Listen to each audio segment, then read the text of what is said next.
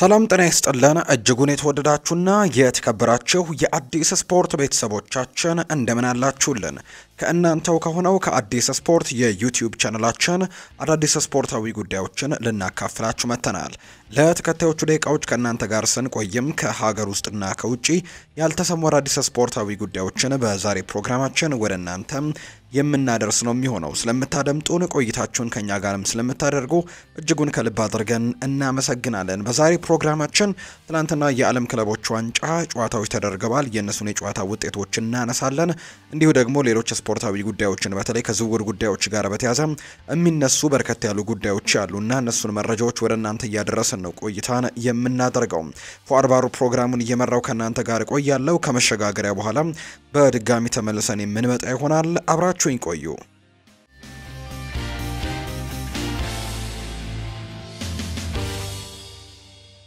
ወደ ቀዳሚው መረጃችን ነው የምናመራው። የዓለም ክለቦች ዋንጫን የተመለከቱ መረጃዎችን እናንሳ። የዓለም ክለቦች ዋንጫ እንግዲህ ራውንድ ኦፍ 16 ትላንትና መደረግ ጀምረዋል። ምሽት ላይና እንዲሁ ለሊት ላይ ትላንትና የተደረጉ ጨዋታዎች ያለው ትላንትና ቤኔፊካ ከቼልሲ ከዛ በተጨማሪ ፓልሜራስ ከቦታፎግ ባደረጉት ጨዋታ ነው የጥሎ ማለፍ ጨዋታዎች የተጀመሩት። እነዚህ ጨዋታዎች ዛሬም ቀጥለው ይደረጋሉ። ትላንትና የተደረጉ ጨዋታዎችን ግን እንመልከት። ቅድሚያ የተደረገው ጨዋታ ፓልሜራስን ከቦታፎግ ጋር ያገናኘው ጨዋታ ነው። እንግዲህ ፓልሜራስ ሩብ ፍጻሜውን መቀላቀል የቻለበት ውጤት ነው የተመዘገበው። በክለቦች የዓለም ዋንጫ የጥሎ ማለፍ ጨዋታ ፓልሜራስ ትላንትና ከቦታፎግ ጋር ያደረጉትን ጨዋታ 1-0 በሆነ ብቸኛ ውጤት ነው እንግዲህ ትላንትና ጨዋታውን ማሸነፍ የቻሉት። የፓልሜራስን ብቸኛ የማሸነፊያ ግብ ፓውሊኒሆ ነው ከመረብ ጋር ማሳረፍ የቻለው። ውጤቱን ተከትሎ ፓልሜራስ ቦታፎግን በመጣል ለውድድሩ ሩብ ፍጻሜ ማለፋቸውን ያረጋገጡ ቡድን ሆነዋል። ፓልሜራስ የመጀመሪያው ሩብ ፍጻሜ የተቀላቀለ ቡድንም ሆኗል። ትላንትና 1-0 በሆነ ውጤት ቦታፎግን በማሸነፍ ሌላኛው ምሽት ላይ የተደረገው ጨዋታ ነው። ቼልሲ ሩብ ፍጻሜውን ተቀላቅሏል። ከቤኔፊካ ጋር ለአስጨራሽ ጨዋታን ትላንትና ማድረግ ችለዋል። እንግዲህ ትላንትና 4-1 በሆነ ውጤት ነው ቼልሲ ማሸነፍ የቻለው። በእርግጥ መደበኛው 90 ደቂቃ የተጠናቀቀው 1-1 በሆነ ውጤት ነበር። ሪስ ጄምስ 64ኛው ደቂቃ ላይ ባስቆጠረው ጎል ቼልሲ ጨዋታውን መምራት ችለው ነበር። ነገር ግን በዚህ ውድድር ዓመት ወይም ደግሞ በዚህ የክለቦች የዓለም ዋንጫ ውድድር ላይ አራተኛ ግቡን ያስቆጠረው አንሄል ዲ ማሪያ ትላንትናም ጎል አስቆጥሯልና በፍጹም ቅጣት ምት እንግዲህ ቤኔፊካን በ95ኛው ደቂቃ ወይም በጭማሪ ሰዓት አቻ አድርጎ ነበር። ነገር ግን ጨዋታው በአቻ ውጤት መጠናቀቁን ተከትሎም የ30 ጭማሪ ደቂቃዎችን ተመልክተናል።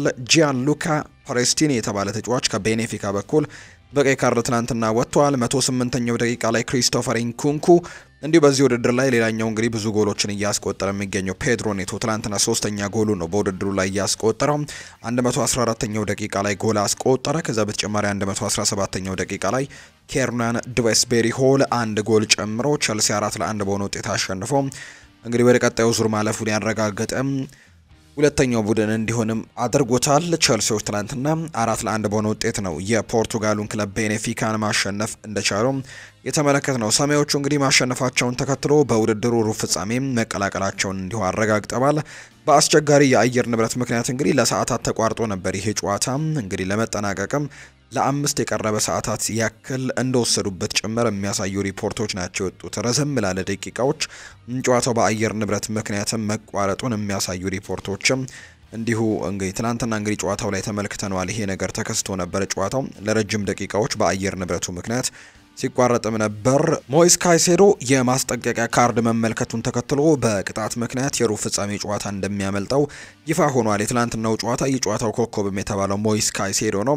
ቼልሲ እንግዲህ በሩብ ፍጻሜው የብራዚሉን ክለብ ፓልሜራስን ነው የሚገጥሙት። ቦታፎግን ጥሎ ያለፈውን ቡድን ፓልሜራስን ይገጥማሉ ቼልሲዎች። ቼልሲ ሩብ ፍጻሜ መድረሳቸውን ተከትሎ አሁን ላይ 40 ሚሊዮን ፓውንድ የሚጠጋ ገንዘብም ማግኘት የቻሉበትን አጋጣሚ ነው የተመለከትነው ከዚህ ውድድር ላይ። ዛሬም የክለቦች የዓለም ዋንጫ ጨዋታዎች ቀጥለው ይደረጋሉ። ዛሬም ሁለት ጨዋታዎች ቀጥለው ነው የሚደረጉት። ተጠባቂ ጨዋታዎቹ ዛሬም ቀጥለው ይደረጋሉ። ምሽት 1 ሰዓት ሲል ፓሪስ ሰን ዠርመን የሊዮኔል ሜሲውን ኢንተር ማያሚን የሚያስተናግድበት ጨዋታ ይደረጋል። ፓሪስ ሰን ዠርሜን እንግዲህ ከምድብ 2 በአንደኝነት ማጠናቀቁ የሚታወስ ነው። ፓሪስ ሰን ዠርሜን ከምድብ 2 በአንደኝነት ነው ያጠናቀቀው።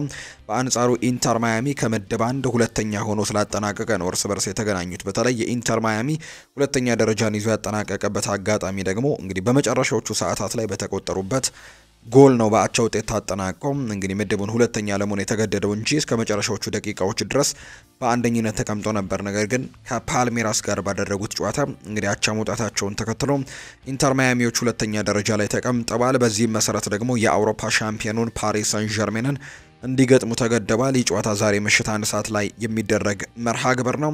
ከዛ በተጨማሪ ግን ፍላሚንጎና ባየር ሚኒክም ዛሬ ጨዋታቸውን ያደርጋሉ። ባየር ሚኒክ የአውሮፓ ተሳታፊው ከብራዚሉ ክለብ ፍላሚንጎ ጋር የሚያደርጉት መርሃ ግብር ዛሬ የሚጠበቅ ነው። ይህ ጨዋታ ደግሞ ሌሊት 5 ሰዓት ሲል የሚደረግ መርሃ ግብር እንደሆነ የወጣላቸው መርሃ ግብር እያሳየ ይገኛል። ሌላኛው የምናነሳው ውጤት ደግሞ ትላንትና ከ21 ዓመት በታች እንግዲህ የፍጻሜ ጨዋታ ትላንትና ተደርጓል። የእንግሊዝ ከ21 ዓመት በታች ቡድን ከጀርመናቸው ጋር ነው የአውሮፓ ዋንጫ የፍጻሜ ጨዋታውን ከ21 ዓመት በታች ውድድር ያደረጉት። ጨዋታውን የእንግሊዝ ከ21 ዓመት በታች ቡድን 3-2 በሆነ ውጤት ማሸነፍ ችሏል። የእንግሊዝን የማሸነፊያ ግቦች ሃርቪ ኤሊዮት፣ ኦማሪ ሁቺንሰን እና ጆናታን ሮ ናቸው ማስቆጠር የቻሉት። የሊቨርፑል አማካይ የሆነው ሃርቪ ኤሊዮት በውድድሩ እንግዲህ ለዚህ ቡድን 5ኛ ግቡን ነው ትላንትና ማስቆጠር የቻለው። ከዚህ በፊት በነበሩ ተከታታይ ጨዋታዎች ላይም ጎል ሲያስቆጥር ነበር። ትላንትናም በፍጻሜው ጎል አስቆጥሯል። የእንግሊዝ ከ21 ዓመት በታች ብሔራዊ ቡድንም በተከታታይ ለሁለተኛ ጊዜም ቻምፒየን መሆን የቻሉበትን አጋጣሚን የተመለከተ ነው። ሃርቪ ኤሊዮት የውድድሩ ምርጡ ተጫዋች ተብሎ እንዲሁ እንደተመረጠ ተመልክተናል። 5 ግቦች ያክልን በዚህ ውድድር ላይ ደግሞ በማስቆጠር ለቡድኑ ትልቅ ግልጋሎትን መስጠት መቻሉንም ጭምር ነው የተመለከተ ነው። የሳዑዲ ሊግ ከምርጥ 5 ሊጎች አንዱ ሆኗል ብሏል ክሪስቲያኖ ሮናልዶ። ቀጣይ ዓመት ዋንጫ ማሸነፍ እፈልጋለሁ ብሏል። በአልናስር ለተጨማሪ ዓመታት ለመቆየት የወሰነው ክሪስቲያኖ ሮናልዶ በሳዑዲ አረቢያ ቆይታው ዙሪያ ቃለ ምልልስ አድርጎ ነበር። ክሪስቲያኖ ሮናልዶ በቃለ ምልልሱ የሳዑዲ አረቢያ ሊግ አሁን ላይ ከዓለም ምርጥ 5 ሊጎች አንዱ ሆኗል ሲልም ጭምር ነው እንዲሁ የተናገረው። ፖርቱጋላዊ ነኝ፣ ነገር ግን ለሳዑዲ አረቢያ የተለየ ፍቅር አለኝ። ከሀገሪቱ ጎን ነኝ። እኔና ቤተሰቤ ለዚህ ለዘላለም መኖርም እንፈልጋለን ሲልም ጭምር ነው የተናገረው። በቀጣይ በሳዑዲ አረቢያ የሚካሄደው የዓለም ዋንጫ ውድድር በታሪክ ምርጡ የዓለም ዋንጫ ይሆናል ሲልም ተናግሯል። በሚቀጥለው የውድድር ዓመት ለአልናስር ደጋፊዎች ትልቅ ዋንጫን ልናሸንፍና በማሸነፍም ልንሰጣቸው ፈልጋለሁ ሲል ነው ክሪስቲያኖ ሮናልዶ የተናገረው። የሳዑዲ አረቢያ ሊግ አሁን ላይ ከዓለም ምርጥ 5 ሊጎች መካከል አንደኛው ሆኗል። ከዚህም በላይ ደግሞ ይሻሻላል ብዬ አስባለሁ። በምናገረው ነገር እርግጠኛ ነኝ። በዚህ ሊግ የተጫወቱት ምን እንደማወራ ይገባቸዋል። እዚህ የቆየሁበት ምክንያትም ይህ ነው። በእቅዱ እምነት አለኝ ሲልም ጭምር ነው ክሪስቲያኖ ሮናልዶ የተናገረው። ሰሞኑን እንግዲህ በተለይ ከሚከፈለው ደሞዝ ጋር ወይም ደግሞ ከሚከፈለው ክፍያ ጋር በተያዘ በርካቶች አስገራሚ ነው ሲሉ እንግዲህ ሀሳቦቻቸውን ሲሰጡ እንደነበር እየተመለከትን እንገኛለን። እንግዲህ በርካቶችን ያስገረመ አዲስ ኮንትራት ነው ክሪስቲያኖ ሮናልዶ ከሳዑዲው ክለብ አልናስር ጋር ከሪያዱ ክለብ ጋር መፈራረም የቻለውና ለ2 ዓመታት በዚህ ክለብ በሳዑዲው ክለብ አልናስር ይቆያል እስከ 2027 ድረስ። እንግዲህ በሚቀጥለው የውድድር ዓመት መጨረሻ ደግሞ የዓለም ዋንጫ ጭምር እንደሚደረግ ይታወቃልና ለዛም ውድድር ደግሞ ፊት ይሆናል ተብሎ ይጠበቃል አልናስር ጋር። አልናስር በሚቀጥለው የውድድር ዓመት ዋንጫዎችን ለማምጣት በትልቁ እንደሚሰራ እየተገለጸ ይገኛል። ቆርጦም መነሳታቸው ነው ዘገባዎች የሚያሳዩት።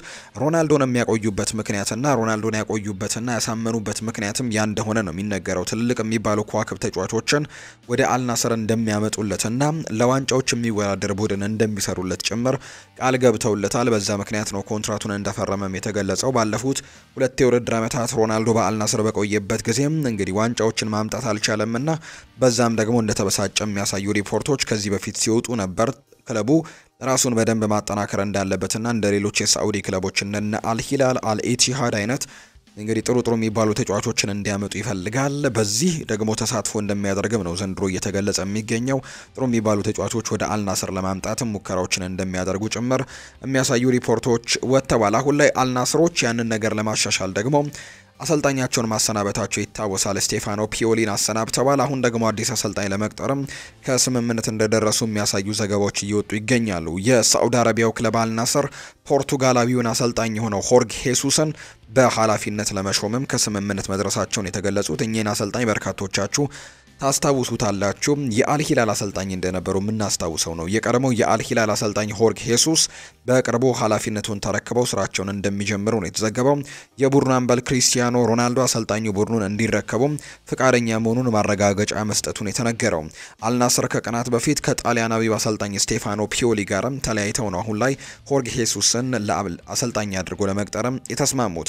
ጆን ዱራን ደግሞ ሌላኛው የአልናስር ተጫዋች ከአልናስር እንደሚለቅ ነው እየተረጋገጠ የሚገኘው። የቱርኮ ክለብ ፌነርባቼ ደግሞ ኮሎምቢያዊውን አጥቂ ክለቡን ለቆ እንዲወጣ ከአልናስር ፍቃድ ካገኘ በኋላ ከተጫዋቹ ጋር ድርድር እያደረገ እንደሚገኝ የሚያሳዩ ሪፖርቶች ወጥተዋል። ዳይሬክተር ኦዜኮ እንደተናገረው ከሆነ ከዱራን ጋር ለመስማማትና ወደ ፌነርባቼ ለማምጣትም ተቃርበናል ሲል ነው የተናገረው። ፋብሪዚዮ ሮማኖ ነው ይህንን መረጃ ያረጋገጠው። የአርሰናልን ጉዳዮች ደግሞ እናንሳ። አርሰናል በክረምቱ የተጫዋቾች የዝውውር መስኮት ለማስፈረም የተለያዩ እንቅስቃሴዎችን እያደረጉ ይገኛሉ። እስካሁን ያስፈረሟቸው ተጫዋቾች ያሉ፣ በእርግጥ አሁን ላይ ግን ሙሉ ትኩረታቸውን ያደርጋሉ ተብሎ የሚጠበቀው በማጥቃት አማራጮች ላይ እንደሆነ ነው እየተገለጸ የሚገኘው። የተለያዩ የክንፍ መስመር ተጫዋቾች ከአርሰናል ጋር ስማቸው እየተነሳ ነው።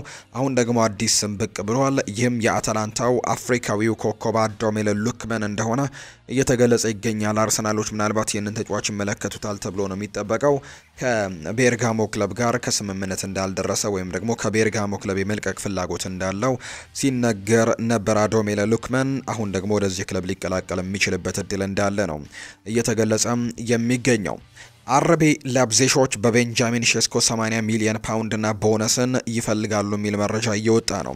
በአርሰናልና በላይፕዚግ መካከል እስካሁን ምንም አይነት ግንኙነት ባለመኖሩና በዚህ ጉዳይ ላይ ደግሞ ለሳምንታት ምንም አይነት መሻሻል ባለመኖሩ እንዲሁም የላይፕዚግ ከፍተኛ የፋይናንስ ፍላጎት ሲጨመርበት ደግሞ ለድርድሩ መቋረጥም ምክንያት እንደማይሆን ነው ቢልድ እየዘገበ የሚገኘውና አሁን ላይ ላይፕዚጎች ለዚህ ተጫዋች ከፍተኛ ክፍያን እየጠየቁ እንደሚገኙ ጭምር ዘገባዎች እያሳዩ ነው። ማይልስ ሉዊስ ስኬሊ ሰሞኑን በተለይ ኮንትራቱን ከአርሰናል ጋር ያራዘመው ተጫዋች በተለይ በሪያል ማድሪድ በጣም በጥብቅ እንደሚፈለግና ለሌሎቹ ተጫዋቾች እንዳደረገው ለኬሊያን ምባፔ እንዳደረጉት ከዛ በተጨማሪ ለትሬንት አሌክዛንደር አርኖልድም ጭምር እንዳደረጉት ሪያል ማድሪዶች ተጫዋቹን ከኮንትራት ነጻ በሚቀጥለው የውድድር ዓመት አድርገው ተጫዋቹን ማስፈረም በትልቁ ፍላጎታቸው ነበር። ከተጫዋቹ ጋርም ንግግሮችን አድርገው እንደነበር ይገለጻል። ነገር ግን ለአርሰናል መጫወት እንደሚፈልግ ከተገለጸ በኋላ ኮንትራቱን አራዝሟል። ለአርሰናል ማይልስ ሉዊስ ስኬሊ ለሚኬል አርቴታም ትልቅ ክብር እንዳለው ነው የሚነገረው። ስኬሊ እንግዲህ እስካሁን ለተደረገለት ሁሉም ነገር በጣም ትልቅ አመስጋኝ እንደሆነም ጭምር ይናገራል። አርቴታ እድገቱን ያፋጠነው ወደ ግራ መስመር ተከላካይ ቦታ ላይ እንዲሆን ከወሰነ በኋላ ነው። ሉዊስ ስኬሊ አሰልጣኝ ሚኬል አርቴታ በሱ ውስጥ ያስቀመጠውን እምነት ያውቃል። እናም ይህንን ደግሞ ለመክፈልም ቆርጦ መነሳቱን የሚያሳዩ ሪፖርቶች እየወጡ ነው። በአርሰናልና በስኬሊ በተካሄደ ኮንትራት ድርድር ወቅትም ስኬሊ በ49 ቁጥር መለያውን ለብሶ በቀጣዮቹ ዓመታትም በዚሁ ማሊያ የመቀጠል ፍላጎት እንዳለው ጭምር ነው የሚነገረው። በታዳጊ ቡድኑ በነበረበት ጊዜ በተለይ በአብዛኛው ጊዜ አማካይ ስፍራ ላይ በመጫወት ይታወቅ ነበር ሉዊስ ስኬሊ። ነገር ግን አርቴታ ይህንን ተጫዋች ወደ ዋና ቡድን ካሳደገ በኋላ በግራ የተከላካይ ስፍራ ላይ እንዲሁ ደግሞ ኢንቨርት እያደረገ በአንዳንድ ጨዋታዎች በመሃል ሜዳ ላይም ሲጫወት እንመለከተዋለን። በጣም ጎበዝ የሆነ ከዛ በተጨማሪ ደግሞ አእምሮም ጠንካራ የሆነ እንግዲህ ምንም አይነት ፍርሃት የሌለበት አይነት ተጫዋች እንደሆነ ጭምር በተደጋጋሚ አሳይቶናል። ኮንፊደንሱ እጅግ በጣም ትልቅ ነው። 18 ዓመቱ ላይ ነው የሚገኘው። ነገር ግን በጣም በሳል እንደሆነ በርካቶች ያነሱለታልና የተጫዋች እንግዲህ በአርሰናል ለሚቀጥሉት የውድድር ዓመታትም በአርሰናል ለመቆየት ኮንትራቱን ማራዘሙ ጭምር የሚታወስ ነውና ለዚህ ቡድን ደግሞ ለአርሰናል ደግሞ ትልቅ ጥቅም ይሰጣል ተብሎ ነው የሚታሰበው። አሁን ላይ የኦሌክዛንደር ዚንቼንኮ መልቀቂያ ሰዓቱ እንደሆነ እየተገለጸ ነው። ምክንያቱም ሉዊስ ስኬሊን እና ሪካርዶ ካላፊዮሪን አግኝተዋል አርሰናሎች። እንዲሁ ኬራን ቲርኒም ቀደም ብሎ ወደ ስኮትላንዱ ክለብ ሴልቲክ መቀላቀሉ የሚታወስ ነውና አርሰናል ለረጅም ጊዜያቶች ይህንን ቦታ በደንብ ማገልገል የሚችል ሉዊስ ስኬሊ የተባለ ተጫዋችም እንዳገኙ ነው በርካቶች እያነሱ የሚገኙትና ለሚኬል አርቴታ ደግሞ በጣም ትልቅ ክብር እንዳለውና እንግዲህ እሱ ከለመደበት የአማካይ ስፍራ አንስቶ በግራ ተከላካይ ስፍራ ላይ ማስቀመጡ እድገቱን እንዳፋጠነለት ጭምርም ነው የሚያምነውና ለዚህ ደግሞ ትልቅ አመስጋኝ እንደሆነ ዘ አትሌቲክ የተባለው የመረጃ ምንጭ መረጃውን አጋርቷል። ጋብሪኤል ማርቲኔሊ በአርሰናል እንግዲህ አሁን ላይ ባለፈው የውድድር ዓመት በተለይ ጥሩ የሚባሉ ጊዜያቶችን ማሳለፍ አልቻለም። በእርግጥ ተጫዋች አንዳንድ ጨዋታዎች ላይ በጣም ጥሩ ፐርፎርማንስ ያደርግ እናስታውሰዋለን፣ ወይም አንዳንድ ጨዋታዎች ላይ ብልጭ የሚሉ በጣም አስደናቂ አቋሞችን ያሳይና ነገር ግን ወጥነት አይኖራቸውም ነበርና ተጫዋች ምናልባት የሚለቅበት እድል ይኖራል ተብሎ ሲጠበቅ እንደነበር የምናስታውሰው ነው። ከተለያዩ ክለቦች ጋርም ስሙ ሲነሳ እንደነበር እናስታውሳለን። ነገር ግን በክለቡ የሚቆይበት እድል ሰፊ እንደሆነ እየተገለጸ ነው። ነገር ግን ጋብሪኤል ማርቲኔሊን ለማስፈረም የሳዑዲው ክለብ አልናስር ፍላጎት እንዳላቸው የሚያሳዩ መረጃዎችን ቤኒ ጃኮብስ ትላንትና ይፋ አድርጓል። አልናስር ከሚመለከታቸው የክንፍ ተጫዋቾች መካከል ጋብሪኤል ማርቲኔሊ አንደኛው እንደሆነ ነው የተገለጸው። አርሰናል ለሮድሪጎ ጎይሽ በነጻነት በግራ ክንፍ መስመር ላይ መጫወት የሚችልበትን የስፖርት ፕሮጀክት ለማቅረብ ተዘጋጅተዋል የሚል መረጃ ወጥቷል። አርሰናሎች አሁን ላይ የሮድሪጎን ሁኔታ ለማወቅና ለመጠበቅም ተዘጋጅተዋል። ነገር ግን ይህ ትዕግስታቸው ገደብ እንዳለው አስታውቀዋል ሲል ነው ዘ አትሌቲክ መረጃውን እያጋራ የሚገኘው። የማንቸስተር ዩናይትድን ጉዳዮች ደግሞ ወደ እናንተ እናደርስ ውድ ቤተሰቦቻችን። ብሬንትፈርዶች ሁለተኛ ዙር ጥያቄ ውድቅ አላደረጉም እየተባለ ነው። ፋብሪዚዮ ሮማኖ ነው በተለይ ይህንን መረጃ ያጋራው። ሰሞኑን ከብሪያን ኢምቤሞ ጋር በተያዘ ብሬንትፈርዶች የቀረበላቸውን ሁለተኛ ዙር የ62.5 ሚሊዮን ፓውንድ ጥያቄ ውድቅ አድርገዋል የሚሉ መረጃዎች ሲወጡ እንደነበር እናስታውሳለን። ፋብሪዚዮ ግን እነዚህን መረጃዎች አጣጥሏል። ብሬንትፈርድ ሁለተኛውን ዙር ጥያቄ ውድቅ አላደረጉም ሲል ነው የተናገረው። ድርድሮች በአዎንታዊ ሁኔታ እንደቀጠሉ ናቸው። ዩናይትድም በመጪዎቹ ቀናት ዝውውሩ እንደሚጠናቀቁ ተማምነዋል ሲልም ነው የተናገረው። እንደሚታወቀው የብሪያን ኢምቤሞ ፍላጎት ማንቸስተር ዩናይትድ ብቻ መሆኑን በድጋሚ ከ3 ቀን በፊትም ለሁሉም ክለቦች አሳውቀዋል ሲል ነው ፋብሪዚዮ ሮማኖ የተናገረውና የብሪያን ኢምቤሞ ዝውውር ወደ ማንቸስተር ዩናይትድ መሆኑ በሚቀጥለው ሳምንት ላይ ይጠናቀቃል ተብሎ እንደሚታሰብ ምናልባት በዚህ ሳምንት መጨረሻና በሚቀጥለው ሳምንት መካከል በሚኖሩ ቀናቶች ላይ የብሪያን ኢምቤሞ ጉዳይ እንደሚጠናቀቅ ነው ፋብሪዚዮ ሮማኖ እምነቱ እንዳለው የሚናገረውና በርካታ ሚዲያዎች በተለይ ትልልቅ የምንላቸው ሚዲያዎች እንደዘገቡት ግን አይደለም። ብሬንትፈርዶች ለብሪያን ኢምቤሞ የቀረበላቸውን ሁለተኛ ዙር ጥያቄ ውድቅ አላደረጉም ሲል ነው ፋብሪዚዮ ሮማኖ መረጃውን ያጋራው። ማንቸስተር ዩናይትዶች የብራዚላዊውን የፊት መስመር ተጫዋች አንቶኒ ሳንቶስን ሽያጭ ዙሪያ ከሪያል ቤቲስ ጋር በመነጋገር ላይ መሆናቸው እየተገለጸ ይገኛል። በዚህ የዝውውር መስኮት ከማንቸስተር ዩናይትድ ይለቃሉ ተብሎ ከሚጠበቁና የአሰልጣኝ ሩበን አሞሪም የሚቀጥለው የውድድር ዓመት እቅድ ውስጥ ካልሆኑ ተጫዋቾች መካከል አንደኛው ነው አንቶኒ ዶስ ሳንቶስ እና ይህ ተጫዋች በተለይ ወደ ስፔኑ ክለብ ሪያል ቤቲስ በውሰት አምርቶ ያሳየው ፐርፎርማንስ ደግሞ ሌሎች ክለቦችም እንዲፈልጉት አድርጓል። አሁን ላይ ከመውጣት ጋር ስማቸው እየተነሱ ከሚገኙ ተጫዋቾች ከነ አሌሃንድሮ ጋርናቾ ከነ ማርከስ ራሽፎርድ፣ ጄደን ሳንቾ ከነዚህ ተጫዋቾች ይልቅ አንቶኒ የመልቀቅ እድሉ በጣም ቅርብ ነው። ምክንያቱም ፈላጊ ክለቦች እንዳሉት እያሳየ ይገኛልና ማንቸስተር ዩናይትዶችም በዚህ ዝውውር ላይ ደግሞ ዘዴዎችን ለመዘየድ ፍላጎት እንዳላቸው ይነገራል። ዩናይትድ በንግግር ወቅትም ከአንቶኒ የወደፊት ሽያጭ ወይም ደግሞ ይህ ተጫዋች ወደፊት እንግዲህ ከሚሸጥበት ሽያጭም በፐርሰንት ገቢ ለማግኘትም ፍላጎት አላቸው።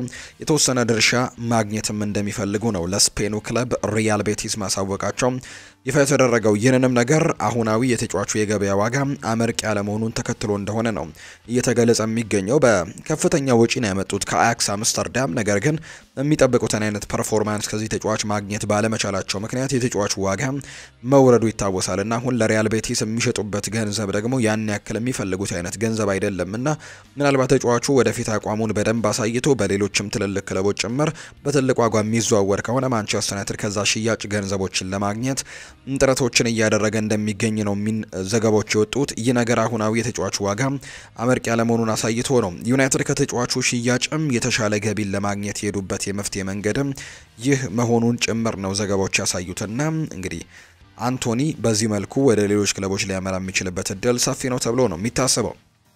ሌላኛው የቡድኑ ብራዚላዊ ተጫዋች ደግሞ ካርሎስ ካሴሜሮ ነው። ለተጨማሪ 1 ዓመት ለመቆየት ዝግጁ እንደሆነ የሚያሳዩ ሪፖርቶች ይወጣሉ። ብራዚላዊው የማንቸስተር ዩናይትድ የመሃል ሜዳ ተጫዋች ነው ካርሎስ ካሴሜሮ በሚቀጥለው የውድድር ዘመን በማንቸስተር ዩናይትድ ለመቆየት መዘጋጀቱን የተሰማው። ካሴሜሮ በፕሪሚየር ሊግ መቆየቱ በብራዚል የ2026 የዓለም ዋንጫ ቡድን ውስጥ የሚመካተት እድሉን እንደሚጨምርለት ነው ያምናል የተባለው። ባለፉት ቀናት እንግዲህ ካሴሜሮ ከሳዑዲው ክለብ አልናስር ጋር ስሙ ሲያያዝ ነበር።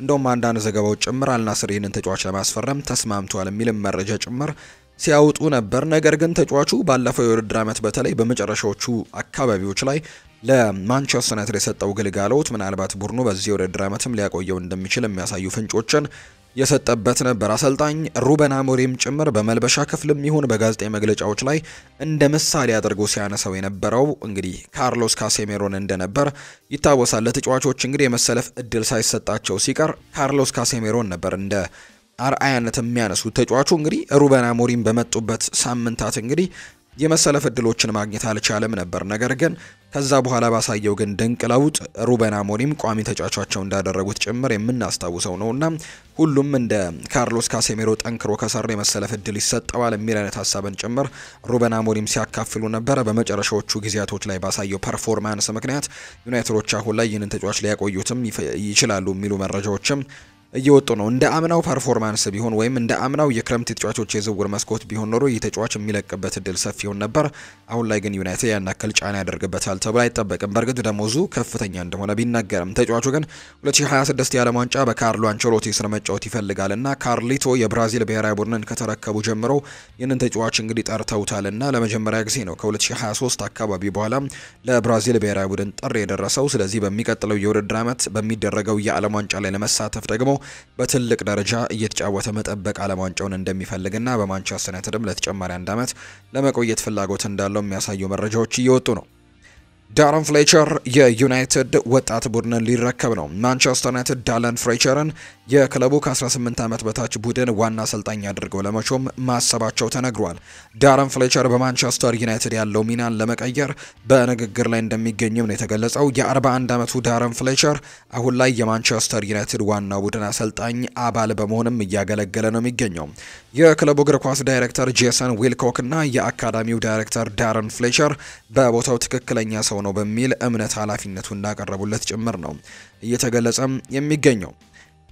ማንቸስተር ዩናይትድ እንግዲህ አሁን ላይ በዚህ አመራር ወይም በኢኒዮስ አመራር ስር ከወደቀ በኋላ የተጠኑ ዝውውሮችን በማድረግ እንዲሁ ደግሞ እቅድ ያላቸው ዝውውሮችን ጭምር በማድረግ ነው እየተገለጹ የሚገኙት። የተለያዩ ተጫዋቾችን የሚያመጡት ከዚህ በፊት በነበሩ አይነት መንገድ አይደለም። በደንብ የተጠኑ ለቡድኑ አጨዋወት የሚሆኑ ለቀጣዮቹ የውድድር ዓመታት በደንብ ማገልገል የሚችሉ አይነት ተጫዋቾችን በማምጣት ላይ ነው አሁን ላይ እየተጠመዱ የሚገኙት። ለዚህም የመጀመሪያው የዝውውር መስኮት ላይ በጣም ትኩረት አድርገው ሲሰሩ የነበሩት የመከላከል ባህሪ ያላቸው ተጫዋቾች ላይ እንደነበረ የምናስታውሰው ነው። የተለያዩ የተከላካይ ስፍራ ተጫዋቾችን ነው በመጀመሪያው የኢኒዮስ የዝውውር መስኮት ላይ ማምጣት የቻሉት።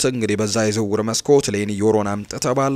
ማታያስ ደሊት ከባየር ሚኒክ፣ ኑሱር ማዝራቢም እንዲሁ ከባየር ሚኒክ እና ማኑኤል ኡጋርቴም ከፓሪስ ሰን ጀርሜን የመጣ ተጫዋች ነው።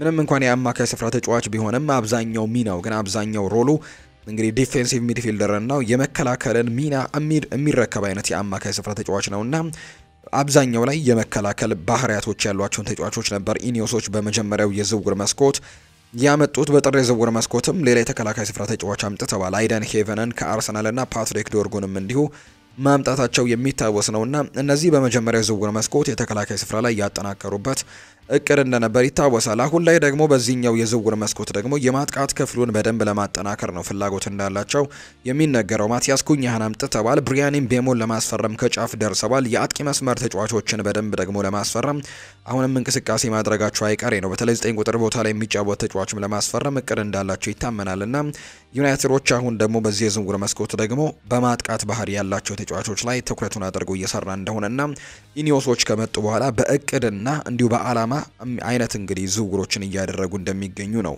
እየተነገረ የሚገኘው። ሊቨርፑልን የተመለከቱ መረጃዎችን ደግሞ እናንሳ።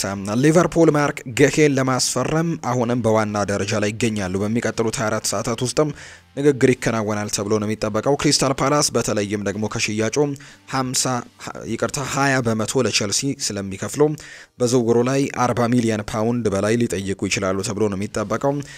ማርክ ጉሂ ወደ ሊቨርፑል መዘዋወር እንደሚፈልግ ይነገራል። ነገር ግን አሁን ላይ በቋሚነት መሰለፍ ይችላል ወይ ጥያቄ የሚያነሳ ጉዳይ ነው። ተጫዋቹን በቋሚነት መሰለፍ የሚችልበት ክለብ ነው መቀላቀል የሚችለው።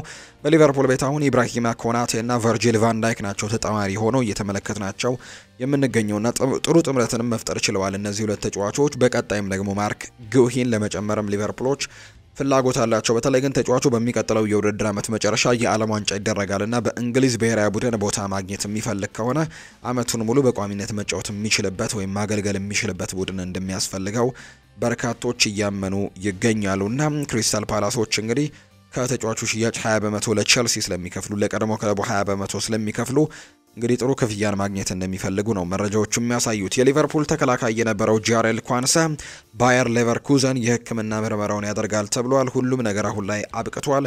ሊቨርፑል መልሶ ለመግዛትም የሚያወጣው ዋጋ ቢያንስ 60 ሚሊዮን ዩሮ እንደሆነ ይነገራል። በተጨማሪም ክፍያዎች ላይ ተመስርቶ እስከ 70 ሚሊዮን ዩሮ ሊደርስ እንደሚችልም በድጋሚ ማረጋገጥ ተችሏል።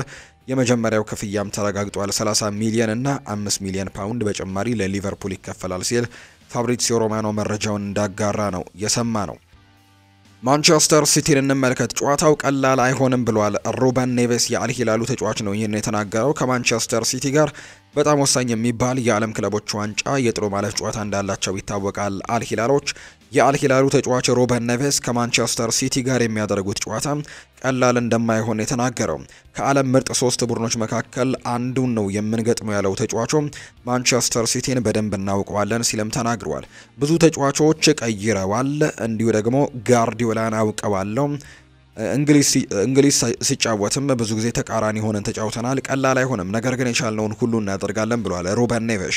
አልሂላል በጨዋታው የአሌክዛንደር ሚትሮቪክን ግልጋሎት የማያገኝ ሲሆን አምበሉ ሳሌም አልዳውስሬም ለጨዋታው የመድረስ እድሉ ጠባብ እንደሆነ ተነግሯል። ማንቸስተር ሲቲና አልሂላል ጥሎ ማለፍ ጨዋታቸውን ሰኞ ሌሊት 10 ሰዓት ላይ እንደሚያደርጉ ነው የወጣላቸው መርሃ ግብር የሚያሳየው። እንግዲህ ማንቸስተር ሲቲዎችን በተመለከተ ሌሎች የአልሂላል ተጫዋቾችም ሀሳቦቻቸውን ሰጥተዋል። ጨዋታውን ማሸነፍ እንችላለን ብለዋል። የሳዑዲው ክለብ አልሂላል አምበል የሆነው ሳሌም አልዳውሳሪ ነው ይህንን ሀሳብ እየሰጠው። እንዲሁ አሰልጣኙም ቢሆኑ ደግሞ ኢንዛጊ እንግዲህ ሲቲን ማሸነፍ እንችላለን፣ በድጋሚ ከፔፕ ጓርዲዮላን ለመቅጠምም ስለተዘጋጀው በጣም ደስ ብሎኛል ሲሉ ጭምር ሀሳባቸውን ሰጥተዋል። ሁለቱ ቡድኖች በዓለም ክለቦች ዋንጫ ጨዋታቸውን የሚያደርጉ ነው የሚሆነው። ቸልሲን ደግሞ የተመለከቱ መረጃዎችን እናንሳ። ቸልሲ ተጫዋች ለማስፈረም ከስምምነት ደርሷል። የምዕራብ ለንደኑ ክለብ ቸልሲ የእንግሊዛዊውን የፊት መስመር ተጫዋች ጄሚ ባይኖ ጊቲያንስን ለማስፈረም ነው ከቦሩሲያ ዶርትመንድ ጋር ከስምምነት መድረሳቸው የተረጋገጠው።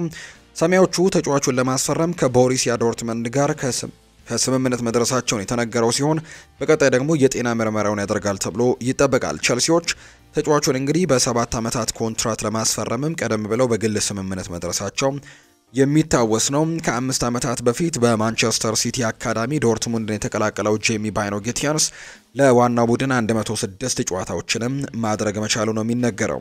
የ20 ዓመቱ ጄሚ ባይኖ ጊቲያንስ በተጠናቀቀው የውድድር ዓመት ጥሩ ጊዜን ሲያሳልፍ ለዶርትሙንድም የቻምፒየንስ ሊግ 4 ግቦችን ጨምሮ 12 ጎሎችንም ማስቆጠር የቻለ ተጫዋች ነው።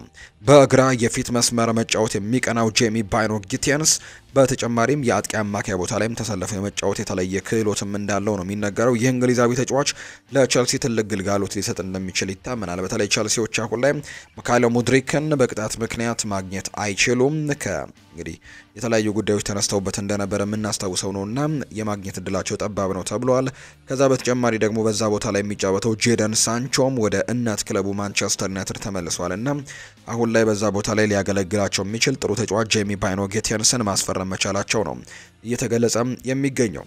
የሰማያዊዎቹ ዋና አሰልጣኝ ኤንዞ ማሬስካ ለወጣቱ ተከላካይ ጆሽ አቻፖንግ የሚበጀው በክለቡ ቢቆይ መሆኑን ተናግረዋል። ተጫዋቹ በዚህ ክረምት ቸልሲ ሊለቅ እንደሚችል ሲዘገብ የነበረ ሲሆን ኒውካስል ዩናይትድ እና ቦሩሲያ ዶርትመንድ ደግሞ ሊያስፈርሙት ከሚፈልጉ በርከት ካሉ ክለቦች መካከል በግንባር ቀደምትነት የሚጠቀሱ 2 ክለቦች እንደሆኑ ይገለጻል። ሁለገቡ ተከላካይ ጆሽ አቻፖንግ ባለፉት ዓመታት እንግዲህ ለቸልሲ በሁሉም ውድድሮች 12 ጨዋታዎችን ማድረግ እንደቻለም ጭምር ይነገራል። ሰማያዊዎቹ በዚህ ክረምት ወጣቱን ተከላካይ የመሸጥም ፍላጎት እንደሌላቸው ለክለቡ ቅርብ ምንጮችም እንዲሁ እንዳረጋገጡ የሚያሳዩ ሪፖርቶች ናቸው እየወጡ የሚገኙት። የ19 ዓመቱ ተከላካይ ጆሽ አቻፖንግ በቸልሲ የወደፊት እቅድ ውስጥም ትልቅ ቦታ የተሰጠው ተጫዋች መሆኑን ይፋ ተደርጓል። ኤንዞ ማሬስካ በሰጡት አስተያየትም አቻፖንግን ወደዋለው፣ ባለው አቅምም የክለቡ ምርጥ ተከላካይ መሆን ይችላል፣ ለእሱ ደግሞ ቢቆይ ጥሩ ነው ሲልም ጭምር ነው የተናገረውና እዚህ ቢቆይ እንደሚደሰቱ ጭምር ተናግረዋል አሰልጣኝ ኤንዞ ማሬስካ። የሪያል ማድሪድን ጉዳዮች ደግሞ እናንሳ። የጎንዛሎ ጋርሲያ አስደናቂ እድገት በመጀመሪያ ቡድን ውስጥም ከወራት በፊት ማንም ያላሰበውን ቦታ እንዲያገኝ አድርጎታል። ክለቡ በአሁኑ ሰዓት ተጫዋቹ ላይ 20 እና 25 ሚሊዮን ፓውንድ ዋጋ ለጥፎበታል። ነገር ግን ተጫዋቹ ስለመሸጥ ግን አያስቡም። ዋና ውሳኔ እንዲቆይ ወይም ደግሞ በውሰት እንዲወጣ የሚፈቅደው ክለቡ እንደሆነ ይነገራል። ነገር ግን እንግዲህ ሪያል ማድሪዶች አንድ ተጫዋች እንደሚፈልጉ ይታወቃል። በዝውውር መስኮቱ ላይ እንደ ሆሴሉ አይነት ተጫዋች ማስፈረም እንደሚፈልጉ ከተጠባባቂ ወንበር እየተነሳ ጎሎችን ማስቆጠር የሚችል አይነት ተጫዋች እንደሚፈልጉ ከዚህ በፊትም ሲገለጽ ነበር። በተለይ በቋሚ አስተላለፍ ውስጥ ኬሊያን ኤምባፔ አለ በአጥቂ መስመር ላይ፣ ነገር ግን ለሱ ተጠባባቂ የሚሆን በወሳኝ ጨዋታዎች ላይ በጭንቅላቱ ኳስ ገጭቶ የሚያስቆጥር ተጫዋች እንዲሁ ደግሞ እንደ ሆሴሎ አይነት አጥቂ እንደሚፈልጉ ከዚህ በፊት ሲወጣ እንደነበር እናስታውሳለን እና ጎንዛሎ ጋርሲያን እንደዛ ሊጠቀሙበት እንደሚችሉም ጭምር ሆሴ ፍሊክስ ዲያዝ ደግሞ መረጃውን እያጋራ ይገኛል ነው እየተባለ የሚገኘው። ሪያል ማድሪድ እስካሁን ድረስ በዓለም ክለቦች ዋንጫ ውድድር 43.1 ሚሊዮን ዩሮ አግኝቷል። ይህም የክለቡን አቋም በክረምቱ የገበያ እንቅስቃሴ ላይ ከበፊቱ የበለጠ ይበልጥ እንዲያጠናክረም ያደርገዋል ተብሎ ይታሰባል። ባለፈው ክረምት ቡድኑ በአሜሪካ ባደረጋቸው 3 የወዳጅነት ጨዋታዎች 13.24 ሚሊዮን ዩሮ ብቻ ነው ማግኘት የቻለው። በሌላ በኩል እነዚህ ገንዘቦች ደግሞ የተጫዋቾችን ደሞዝ ይሸፍናሉ ተብሏል። የዘንድሮ ገቢ የዴን ሆችሰን ዝውውር ነው። 58 ሚሊዮን ዩሮ ከሞላ ጎደል ይሸፍናልም ተብሎ ነው የሚጠበቀው። ወይም ደግሞ የማስታንቱኖን 45 ሚሊዮን ዩሮ ለመክፈል በቂ ነው ተብሏል። ወይም ደግሞ የአልቫሮ ፈርናንዴስ ካሬራስን ዝውውር ለመጨረስም የሚበቃ ገንዘብ ይሆናል። ቤኔፊካ ለሱ 48 ሚሊዮን ዩሮ ነው እየጠየቁ የሚገኙት። ሪያል ማድሪድ ወደ ፍጻሜው ከደረሰና ካሸነፈ ደግሞ 63.8 ሚሊዮን ዩሮ ሊያገኝ ይችላል። ዩቬንቱስን አሸንፎ ወደ ሩብ ፍጻሜው ከገባ 12.6 ሚሊዮን ዩሮ ነው የሚጨመርለት። እንዲሁም ግማሽ ፍጻሜውን ካሸነፈ 19.45 ሚሊዮን ዩሮ፣ 27.7 ሚሊዮን እና ተጨማሪ ደግሞ 9.7 ሚሊዮን ዩሮ ደግሞ ፍጻሜው ደርሶ ካሸነፈ የሚያገኘው ገንዘብ እንደሆነ ዲያሪዮ አስ መረጃውን አጋርቷል። ኦሪዮል ሹዋሜኒ በሪያል ማድሪድ ቤት አስፈላጊ ተጫዋች መሆኑን አረጋግጧል። ፈረንሳዊው ሰው በቦታው በመሃል ሜዳ እና ያለ ቦታው ደግሞ በመሃል ተከላካይ ስፍራ ላይ በመጫወት ለቡድኑ የሁለት የስራ ዘርፎች ላይም ያለውን ብቃትም ያሳየ ሲሆን በዚህ መሃል ደግሞ ሳይጠበቅ የቡድኑ ወሳኝ አካልም እንደሆነ ጭምር ማርካ መረጃውን እንዳጋራው ነው የተገለጸው። ከሪያል ማድሪድ ተጫዋቾች የምትወዳቸው ተጫዋቾች እነማን ናቸው ተብሎ ነበር። የዩቬንቱስ ዋጥቂ የሆነው ኬናን የልዲዝ ነው ይህንን ሀሳብ የሰጠው። ብዙ ተጫዋቾች ያሉ ለምሳሌ አርዳ ጉሌር በጣም ጠንካራና ጥሩ የወደፊት ጊዜ ያለው ተጫዋች ነው። እሱን መቅጠም መቻል ለኔ በጣም ጥሩ ነገር ነው ሲል ነው ቱርካዊው ኬናን የልዲዝ ሀሳቡን የሰጠው። ሻቪ አሎንሶ ፌዴሪኮ ቫልቬርዴን ከስቴቨን ጄራርድ ጋር በማነጻጸር አወድሶታል። የሚሆነበት ምክንያት ፌዴሪኮ ቫልቬርዴ ክፍተቶቹን በመሸፈን ባለው ችሎታ፣ በጠንካራ ሹቶቹና በታክቲክ ተለዋዋጭነት ውስጥም ከሁሉም ቦታ ማገልገል የሚችል ተጫዋች መሆኑን ተከትሎ ነው። በዚህም ሻቪ አሎንሶ ከዚህ ቀደም ማንኛውም አሰልጣኝ በቡድን ውስጥ እንደ ፌዴ አይነት ተጫዋችም እንዲኖር እንደሚመኝ ተናግሯል። ፌዴሪኮ ቫልቬርዴ በጨዋታ ፍላጎቱ በቆራጥነቱና ልዩ በሆነ ፐርፎርማንሱ ደግሞ ወደፊት የመሪነት ባጁንም በልዩ ወኔና ተነሳሽነትም ለማስቀጠል እንዲሁ ደግሞ ቡድኑን በአምበልነትም ጭምር የመምራት ደግሞ ስልጣኑ አይከብደውም ተብሎ እንደሚጠበቅ ነው ዲያሪዮ አስ መረጃውን ያጋራው። ፌዴሪኮ ቫልቬርዴ በአልሂላል ላይ ያመከነውን የፍጹም ቅጣት ምት ለማካካስም ፓቹካ ላይና ሳልዝበርግ ላይ 2 ጎሎችን አስቆጥሯል። ፌዴሪኮ ቫልቬርዴ የካፕቴንነት ባጅን በግራ ክንዱ ላይ እንግዲህ በማሰር በቡድን ውስጥም ያለውን አመራር በጥሩ ሁኔታ እያስተዳደረ ይገኛል። ከዚህም ዩራጓዊው ኮከብ ከኦገስት 2024 ጀምሮ 5600 ደቂቃዎችን የተጫወተ ሲሆን በእነዚህ ደግሞ ጨዋታዎች መሃል 11 ግቦችን አስቆጥሮ 8 ደግሞ ለጎል የሆኑ ኳሶችን ማቀበሉን ዲያሪዮ አስ መረጃውን አጋርቷል። የፋራን ጋርሲያ ፐርፎርማንስ ለሻቪ አሎንሶ በጣም አጥጋቢ ሆኖ ታይቷል። አሰልጣኙ ስፔናዊውን ግራ ተመላላሽ በዚህ ሲዝን በቡድን ውስጥም ብዙ እንደሚያድግም ጭምር እንደሚያምንለት ነው ማርካ የዘገበው። ኬናን የልዲስ የዲን ሃውችሰን ጓደኛና በቀጣዩ በሪያል ማድሪድ እና በዩቬንቱስ መካከል በሚደረገው 16ቱ ዙር ጨዋታ ላይ ደግሞ ለሪያል ማድሪድ ስጋት ይሆናል ተብሎ ከሚጠበቁ የዩቬንቱስ አጥቂዎች መካከል አንደኛው ነው። ይልዲዝ ለዩቬንቱስ በመጀመሪያዎቹ 2 የክለቦች የዓለም ዋንጫ ጨዋታ ላይ 3 ጎሎችን ማስቆጠር ችሏል። አጥቂው በሪያል ማድሪድ ውስጥም እንደ አርዳ ጉሌር እና ዲን ሃውችሰን የመሳሰሉ 2 ጓደኞች አሉት። ዲን ሃውችሰን ከተጫዋቹ ጋር በዩቬንቱስ ወጣቶች አካዳሚ ለ2 ዓመታት በጓደኝነት ያሳለፈው ሲሆን ይልዲዝ ከሪያል ማድሪድ ተከላካይ ጋር ያለው ግንኙነትም እጅግ በጣም ልዩ እንደሆነ ጭምር ነው ማርካ መረጃውን ያጋራው። ኬሊያን ኤምባፔ ከዩቬንቱስ ጋር በሚደረገው የ16ኛው ዙር ጨዋታ ላይ የሻቪ አሎንሶ የአሰልጣኝነት ዘመን ስር የመጀመሪያ ጨዋታውን ለማድረግ የማገገሚያ ሂደቱን በልምምድ ስፍራ ላይ ቀጥሏል። ኬሊያን ኤምባፔ አሁንም ከዩቬንቱስ ጨዋታ በፊት 3 የልምምድ ክፍለ ጊዜያቶች አሉት። ይህም ደግሞ ለጨዋታው ለመድረስ በቂ ቀናቶች ናቸው። በተለይም ደግሞ ከአዲሱ አሰልጣኝ ጋር ያለውን ስራም ለመላመድ ምን ያክል እንደጓጓም ታይቷል። በዚህም ኬሊያን ኤምባፔ ከደረሰበት የሆድ ህመም ፍጥነትን በማገገም ልዩ ትኩረትን ይሰጣል ተብሎ እንደሚጠበቅ ነው የተገለጸው። ቪኒሲዮስ ጁኒየር ሳልዝበርግ ላይ ያስቆጠራት ጎል 71 ቀናት በኋላ የተገኘች ግብ ስትሆን ቪኒ ባለፉት 11 ጨዋታዎች ላይ ያስቆጠረው አንድ ብቻ ነው። ቪኒ ጁኒየር በ2023-24 የውድድር ዘመን 23 ጎሎችን በማስቆጠርና 19 አሲስቶችን በማድረግ ማጠናቀቁ ይታወሳል። ሆኖም ግን ዘንድሮ ግን ከአቋሙ በማሽቆልቆል በ107 ደቂቃዎች አንዴ ነው የግብ ተሳትፎን የሚያደርገው።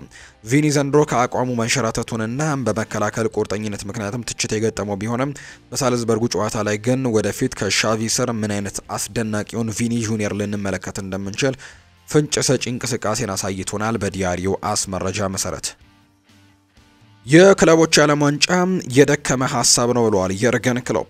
ጀርመናዊው አሰልጣኝ የርገን ክሎፕ አዲሱን የክለቦች ዓለም ዋንጫ ውድድር መጀመር ሀሳብ የማይረባ ሀሳብ ሲሉ ተችተውታል። የክለቦች ዓለም ዋንጫን የመጀመር ሀሳብ በእግር ኳስ ከተተገበሩት ጥሩ ያልሆኑ ውሳኔዎች መካከል የከፋው ነው ሲሉ የርገን ክሎፕ ይናገራሉ። ውድድሩ በሚቀጥለው የውድድር ዓመት ተጫዋቾች ገጥሟቸው የማያውቀውን ጉዳት ይገጥማቸዋል የሚል ፍራቻ እንዳላቸው ነው የርገን ክሎፕ የተናገሩት። አክለውም ተጫዋቾች በውድድር ዓመቱ በጉዳት ባይሰቃዩ እንኳን በሚቀጥለው ዓለም ዋንጫ አስቸጋሪ ጊዜ ጠብቃቸዋል በማለትም ጭምር ነው የተናገሩት። ፖል ላቤሌ ፖግባ በይፋ ሞናኮን ተቀላቅሏል። ፈረንሳዊው የመሃል ሜዳ ተጫዋች የሆነ ፖል ፖግባ የፈረንሳዩን ክለብ ሞናኮን መቀላቀሉን ይፋ ተደርጓል። ሞናኮ የ32 ዓመቱን የመሃል ሜዳ ተጫዋች ፖል ፖግባን በነፃ ዝውውርም በ2 ዓመታት ኮንትራት አስፈርመውታል። ፖል ፖግባ በእግር ኳስ ሕይወቱ ለመጀመሪያ ጊዜ በፈረንሳይ ሊግም የሚጫወት ይሆናል። ፖግባ በሞናኮ የ8 ቁጥር ማሊያን እንደሚለብስም ጭምር ነው የተነገረው። የመጨረሻ መረጃችን እናደርገውና ከሀገር ውስጥ አንድ ጉዳይን እንንገራችሁ። በናይጄሪያ ለሚካሄደው የወጣቶች ሻምፒዮና ላይ ኢትዮጵያን ወክለው የሚሳተፉ አትሌቶች እድሜ ምርመራ ውጤት ይፋ ተደርጓል። የኢትዮጵያ አትሌቲክስ ፌዴሬሽን ኢትዮጵያን ወክሎ ከጁላይ 16 እስከ ጁላይ 20 2025 በናይጄሪያ አቡካታ ከተማ እንግዲህ ከ18 ዓመት በታችና ከ20 ዓመት በታች አትሌቲክስ ሻምፒዮና የሚሳተፉ አትሌቶችን በእድሜ ውጤት ምርመራ አከናውኗል። ፌዴሬሽኑ በኢትዮጵያ ፖሊስ ሆስፒታል የፎረንሲክ ሜዲሲን እና ስነ ሞርዛ እንግዲህ ምርመራ ክፍልም ለ76 አትሌቶች የእድሜ ምርመራም አድርጓል። የተደረገው ምርመራ ደግሞ የትውልድ ጊዜ፣ የትምህርት ደረጃ፣ አጠቃላይ የሰውነት እድገትና አቋም ሁኔታን እንዲሁ ደግሞ የጥርስ አበቃቀልና የእድገት ደረጃን በራጅ ኢሜጂንግ የሰውነት አጥንቶች እድገት ደረጃ የእድሜ መመርመሪያውና የተደረገ ሲሆን በሆስፒታሉ የፎረንሲክ ሜዲሲን ቴክኖሎጂ ስፔሻሊስት ተደርጓል። እንግዲህ ከ18 ዓመት በታች ከተመዘገቡ ወንድ አትሌቶች መካከል ምንም አይነት ከ18 ዓመት በታች የሌለ ሲሆን 4 አትሌቶች ከ20 ዓመት በታች መሆናቸው በእድሜ ምርመራው ተረጋግጧል። ከ18 ዓመት በታች ሆነው እንግዲህ የተመዘገቡት ሴት አትሌቶች ውስጥም 2 አትሌቶች ብቻ ከ18 ዓመት በታች ሲሆኑ 9 አትሌቶች ደግሞ ከ20 ዓመት በታች መሆናቸውን የተረጋገጠው። ከ20 ዓመት በታች ከተመዘገቡ ወንድ አትሌቶች ውስጥም 2 አትሌቶች ብቻ ናቸው ከ20 ዓመት በታች መሆናቸው የተረጋገጠው። ከ20 ዓመት በታች የተመዘገቡ ሴት አትሌቶች መካከል ደግሞ 5 አትሌቶች ብቻ ከ20 ዓመት በታች ሆነው እንግዲህ መገኘታቸው የተገለጸው። በዚህ መሰረትም የእድሜ ምርመራውን ካደረጉ 76 አትሌቶች መካከል ያለፉት አትሌቶች ቁጥር 6 ወንድና 16 ሴቶች ናቸው። በድምር 22 ሰው ብቻ ነው ከ76 ሰዎች 22ቱ ብቻ ነው እድሜያቸው ትክክል ሆኖ ወደ ቀጣዩ ዙር ያለፉትና ውድድሩ ላይ ለመካፈልም የተዘጋጁት። የተወደዳችሁና የተከበራችሁ ቤተሰቦቻችን ለዛሬ ያዝንላችሁ አዳዲስ ስፖርታዊ መረጃዎቻችን እነዚህ ነው የሚመስሉት። ስላደመጣችሁን፣ ስለተከታተላችሁን፣ ቆይታችሁን ከኛ ጋርም ስላደረጋችሁ እጅጉን ከልብ አድርገን እናመሰግናለን።